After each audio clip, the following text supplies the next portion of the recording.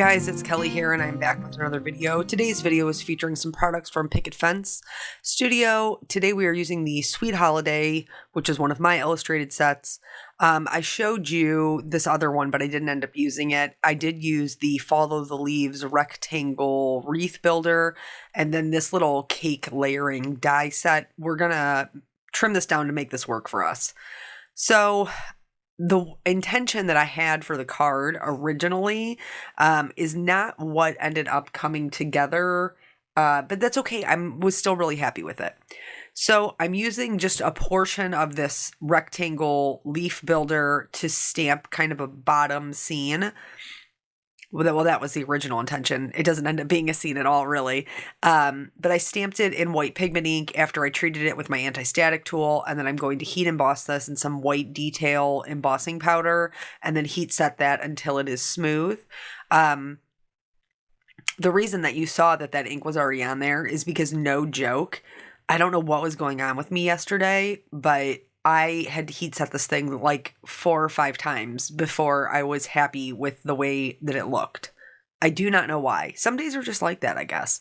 But so my original intention for this card, this is my mother-in-law's birthday card. And so, that means I do want it to be extra pretty and extra special. So my original intention was that I was going to kind of do like a storefront, like a window front with this little cupcake on this little cake stand and like some decor at the bottom. And that is ish what we went with, but not at all the way that I envisioned it originally. So to color the leaves, I am going to do a little bit of Distress ink blending. This is just Nina 80-pound solar white cardstock, so nothing special here. This is the same paper I use for pretty much everything. And I just picked some fall colors that I thought would play really nicely with the colors in the cupcake. I went with picked raspberry, seedless preserves, crackling campfire, which is an orange that's a bit on like the pinker side, mustard seed, crushed olive, and rustic wilderness. Do you need all these colors? No, absolutely not. Was it a lot of colors for this little bit of piece of paper? Yes, it was. But my original intention was to have one in front and one behind. And that's not what ended up happening, because when I did one in front and one behind, it was just way too busy and it took away from the focal point, which was our cupcake. Speaking of our cupcake, we are going to be doing some no line coloring today, though again, that was not my intention at all. So once I was happy with the intensity of these colors, yes, I did ink blend them twice. And if you wanted something softer, you could do just once, or you could use Distress Oxides. They dry like with a chalky, softer finish. Why am I having hard trouble with words? I don't know. But anyway, I did want mine to be just a little bit bolder, and so I did go over them twice until I was happy with them. But the white embossing powder is what happened to me. So after I'm happy with this, I'm going to wipe up my surface and then just take this damp rag, just brushed right over the top of it to clean off any of the ink that's sitting on top of the white so that it will be a bright white. Then there are not dies for this particular stamp, so I am going to go ahead and fussy cut mine out. If you're not into that, I would suggest picking up another one of their stamp backgrounds that has a die with it, or you could use multiple leaves or branches to achieve the same effect just by layering them on top of each other. But this is what I chose to do because I don't necessarily mind the fussy cutting. So it gives me this nice little bottom frame. I'm going to put that on a white card base eventually. And here is the cake stand. Now the cake stand is meant to go with the piece of cake in its die set, which is quite large, but I wanted to use it for my cupcake because, remember originally I was trying to make this look like a little storefront. So what I'm going to do is I'm going to get my stamp out. I told you guys back when the stamp set first came out that there's 2 stamps, 2 cupcakes included. One is very clearly Christmas themed, and one just has these florals that you can use for any thing that you want, any birthday that you want. And so this is the one that I'm working with today. It's actually not holiday themed at all. If you want to see some really stunning no line coloring in a holiday theme, Dawn Woolslagel from W+9 did this cupcake in no line coloring but she turned them into holiday cards, and they are amazing, amazing, amazing. I will link that below. So here, in order to make sure that they are even and that they fit my cupcake, I've just laid the cupcake stamp there, and then I just followed basically the same kind of shape that was already there for the die. I just curved those edges, but I made sure to curve those edges up in this, with each space having equal scallops on the left and the right hand side. So this is going to give me a even base to put my cupcake on. Since I wanted to put my cupcake on it and look like it was actually sitting on it, I'm actually going to kind of make my own layering die. So I cut a second piece that's just the top. I trace the first one, and then I'm going to go in with a ruler. I tried doing it this way, but I couldn't actually see where I was making the line. So I end up having to do it again vertically, so that way I could actually see that it was lining up with the edge. And then I am just going to cut along this little pencil line to just give me the top portion of the scallop, which I can then layer over top of the other die with my cupcake sandwiched in between, so that it will look like it is actually sitting on it. Don't forget to erase your pencil lines. Since we are coloring both our die and our cupcake with alcohol markers, if you color over pencil lines, it will trap them and you will not be able to erase them. So just make sure that you go in and erase those lines before you get to your coloring. That's just something I learned the hard way, honestly. So now we're going to stamp our cupcake. I am horrible bad at cleaning my stamps. So I knew the last time I stamped this, I stamped it in black ink, and the chances were I probably didn't clean it. So I did go in with some stamp cleaner and my microfiber towel and just make sure I cleaned it really, really well, because I am going to be using some no line coloring ink to stamp this down. I'm using Gina K Amalgam ink and Whisper, but Honeybee has a really great one that's no line coloring. Ink on 3 has a fade out ink that's great. I do typically stamp mine twice because I do like a little bit more of an outline than most inks give you. So stamping it twice just makes it a little bit darker and a little bit easier for me to see. So now, in Dawn's video, when she did hers, she went in and laid down all her shading with gray, which was so brilliant. I am not going to do that today. What I am going to do is I'm like the baker of my family. So whenever it's somebody's birthday, I am typically the cake maker. And her favorite is lemon. And so that was kind of my inspiration. I wanted to do kind of like a little lemon cupcake. And so I chose some golden browns, and then for my lightest color, a bit of a more muted yellow. The cupcake wrapper has peaks and valleys. So what I'm doing is I'm going in with my lightest color and I am mapping out my shadows. So what I'm coloring right now are the valleys. The peaks are the portion that we have left white. Once I'm comfortable with where my shadows are, going in with the lightest color, I'm then going to go in with my shadow color. You do not have to go directly in with your darkest color if you are not comfortable. You can go from your lightest through your midtones to your darkest, and then from your darkest color back through your midtones to your lightest. I colored like that for years until I got much more comfortable with my coloring.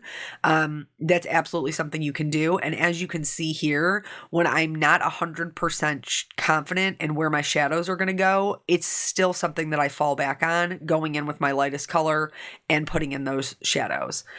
When you are doing no line coloring, it's so easy for those lines to get lost. So no matter what you're mapping them with, whether it's your lightest color, a gray, you're confident enough to go in with your darkest color, you have to map those lines or they will disappear. If we went in and colored this entire image with our lightest color, like you could do with a black outline image, it would just be a blob because we would have covered up all of those lines and we would have no idea where to put our shading. So you have to map when you are doing no line coloring. It doesn't matter what kind of image you're coloring. You can be coloring something super simple, no line, or something more detailed like this kind of stamp. Regardless, mapping your shadows, mapping where those lines are, is going to help you immensely in keeping your detail. So now I've worked through my second midtone. This is my next I worked through my first midtone. This is my second midtone. And this one I will then completely fill in all of my valleys. So all the things that are going to be the darkest, this will be the lightest color in those darkest portions. You could see that there's still a lot of white. I'm adding a little bit more shading coming up from the bottom, because if you've ever looked at a baked cupcake, you know it is darker in the bottom. This wrapper reminds me very much of like the old school pastel wrappers. My mom used to make us like blueberry muffins with like these haphazard colored pastel muffins, and they always give you like one extra of each color. So then by the end of it, you have just a rainbow of pastel cupcake holders left. Anyway, I digress. So here I went in with my lightest color, filled in those peaks, and then I realized that I needed more contrast in my valleys. So I'm going to go back in. This is my second midtone, and I'm not completely filling it in, but I'm adding just a little bit of shading from the top down, so that way there is a contrast that will allow those peaks to really stand up and the valleys to really sink behind. For the actual baked cupcake, we're going to go in, and you can see we're almost adding just little C's or little like half moons for in between the scallops. And you want to put those right on top of the areas that have your valleys, because they're sunk into the cupcake. And then for the peaks, we're going to go in with our second midtone and outline those. How we're going to push that cupcake holder forward is by shading behind it darker colors. These are the same colors we did our wrapper with, because remember, our wrapper is see-through, it's transparent. So in order to add some texture to the cupcake itself, I'm going to do some stippling. Stippling is super easy. It's just a series of dots, and this is going to create that kind of baked texture on top of our cupcake. And I do this all the way out to the lightest color, because Copics are transparent. The lightest color will remove pigment from the darker colors, and it will give us a bunch of like in between colors. Moving on to the frosting. So this time I'm going in with my darkest color because it's already gray. I'm doing this in warm grays because I will be putting yellow on top of it, which is a warm color. If you wanted to do, say, I don't know, like raspberry frosting, where like a purple or a blue violet is more on the cooler scale, that I would start with cool grays. But again, I'm going in, I'm mapping my lines out with my darkest color, and I am any place where I'm going to have shadow. So this flower is going to cast a shadow onto my frosting. So you can see a portion of that is outlined with the darkest color. I'm also using even though I drew this, guys, like this is my illustration, this is my drawing, I'm looking back at the stamp set for confirmation that I am, in fact, following the lines. Here, I figured out pretty quickly that my W3 needed to be re-inked. That's why there's that brief pause there. I am leaving lots of highlight areas where the frosting is kind of coming up over itself. I am also leaving the areas blank for the sprinkles. These sprinkles are going to be super subtle. We are going to do them yellow because, like I said, inspiration was a yellow or a lemon cupcake. So I am going to do the sprinkles yellow, but for now, I'm really just kind of avoiding them by coloring around them.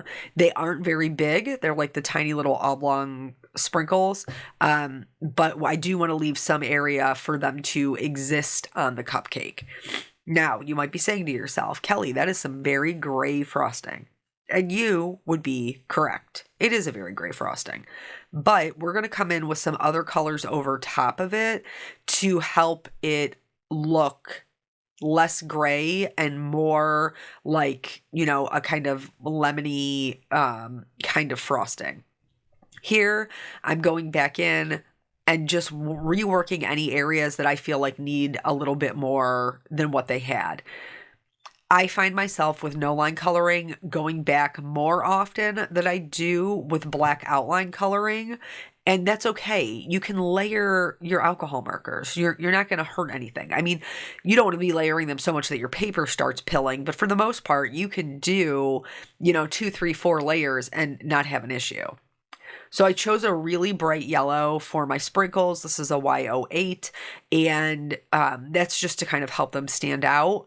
And then I'm going to go back in over top of this frosting with more Ys. This is the Y21, which is our lightest color in the cupcake and the cupcake holder.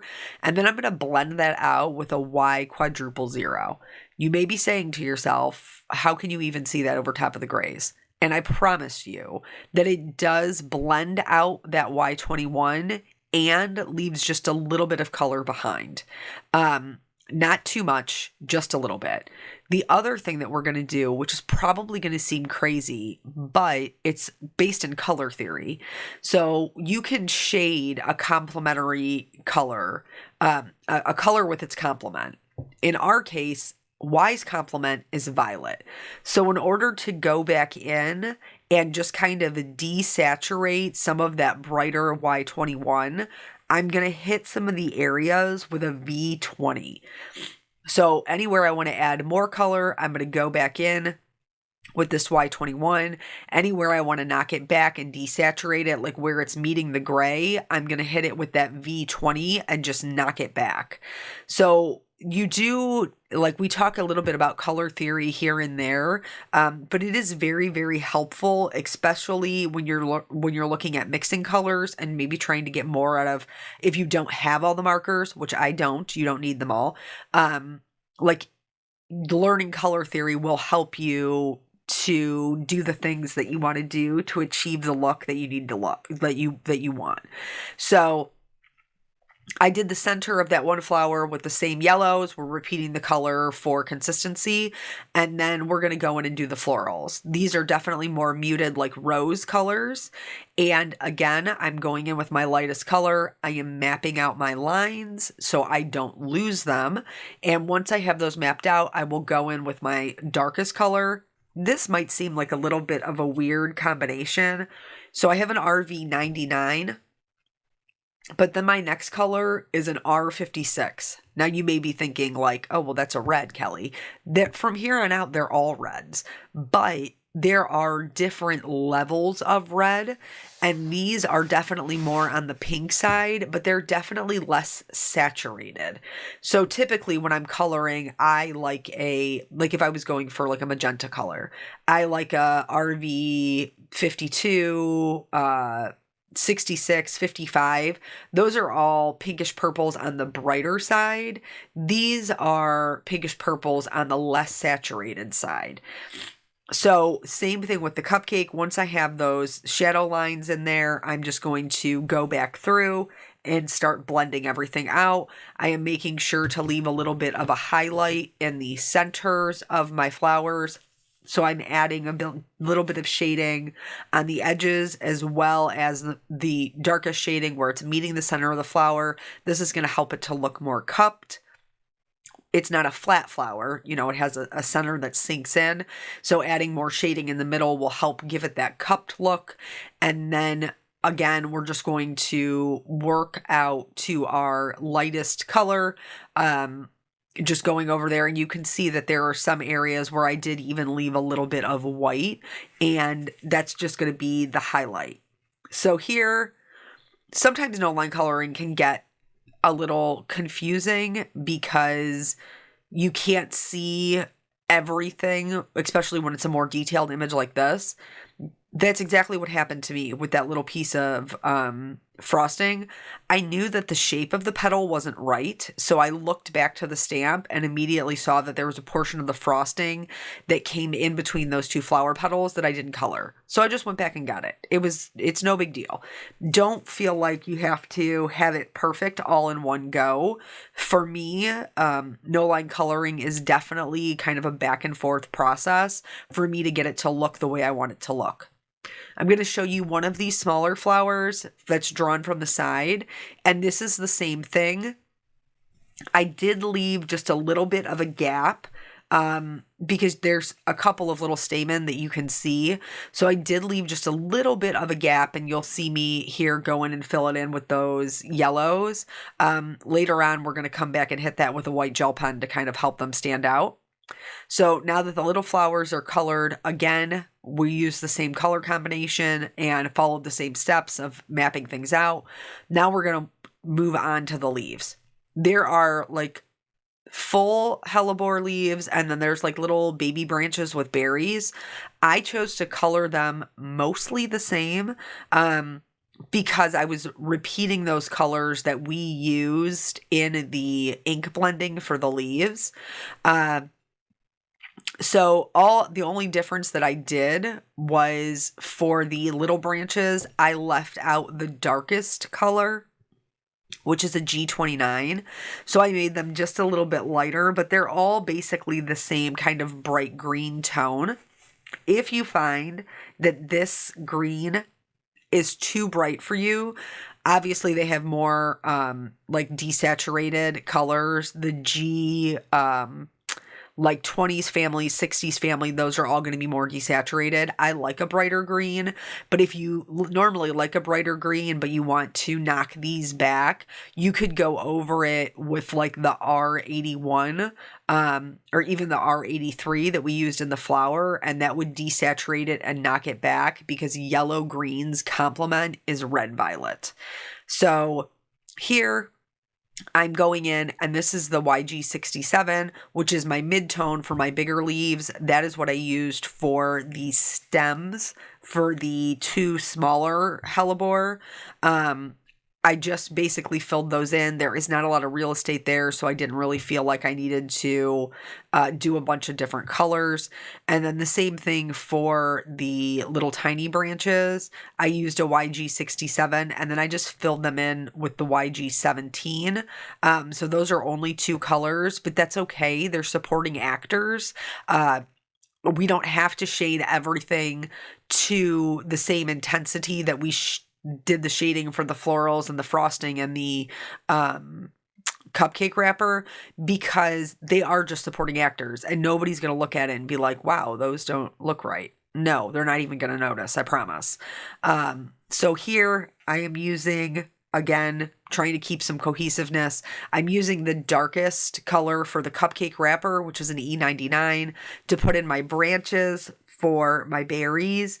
If you find that you have a hard time getting a real fine line with your Copics, you could absolutely do this with a colored pencil. I use the darkest color for the flowers to do the berries, which is that RV99.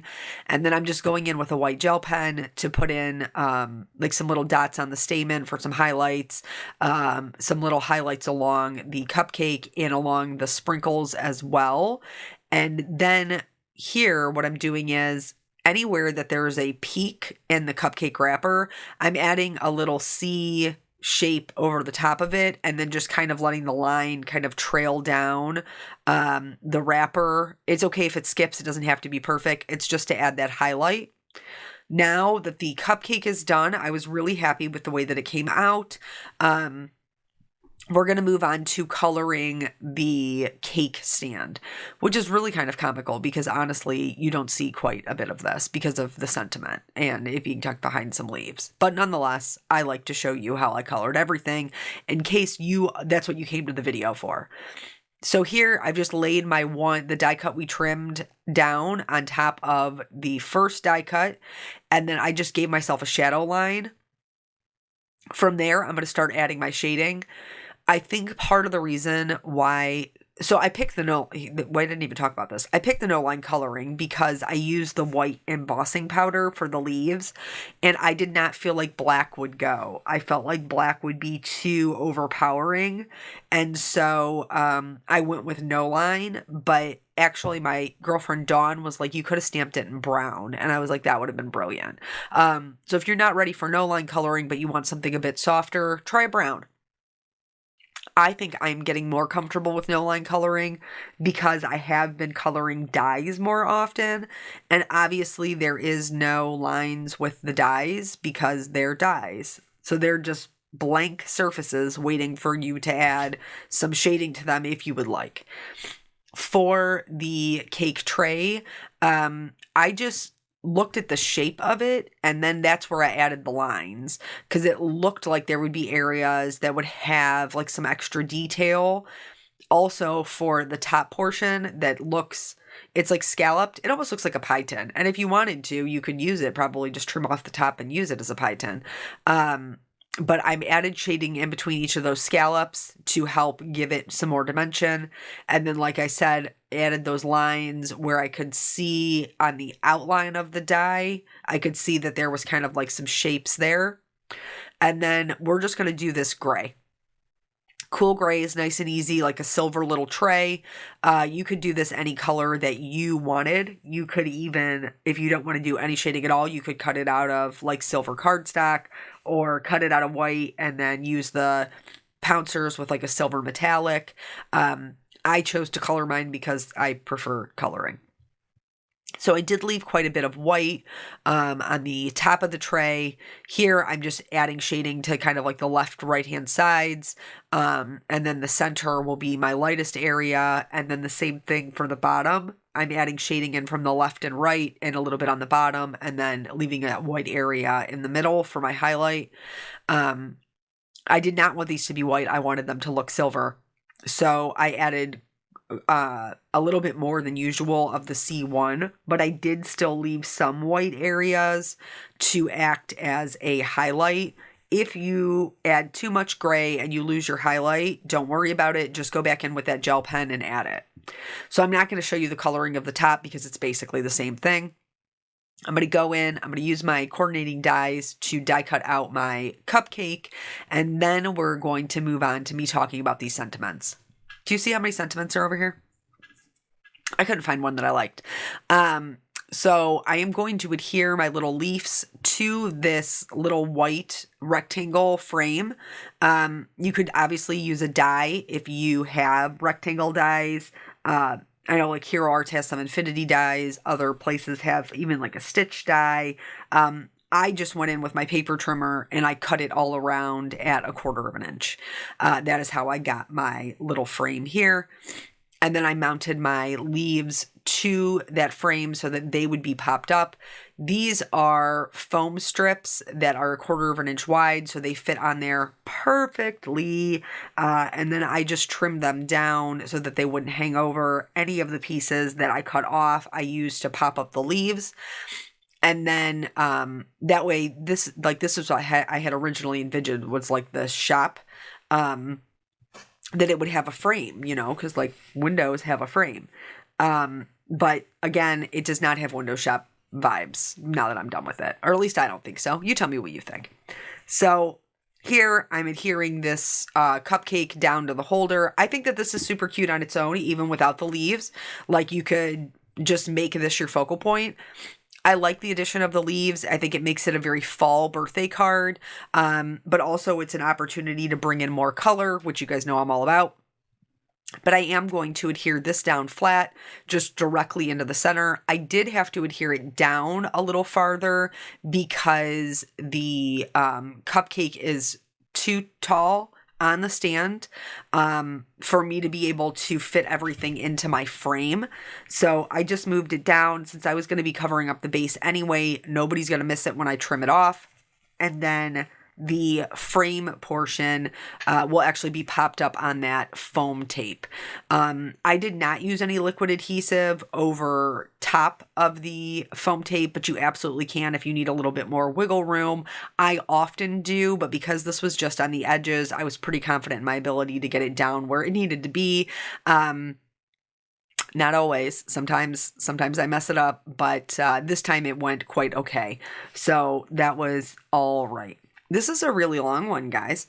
We're covering a lot of stuff in this one, but that's okay. I think I think it's stuff that will help you in your no line coloring if you're interested in doing it. So here is the sentiment problem I was having. It's too big. It was covering up my whole stand. It was covering up my cupcake. I stamped it in brown on white. I stamped it in white on brown, and it was just too large. And so what we ended up doing was stamping it in gold on vellum. You could have done white on vellum as well, but I think the gold is like an extra like fancy touch.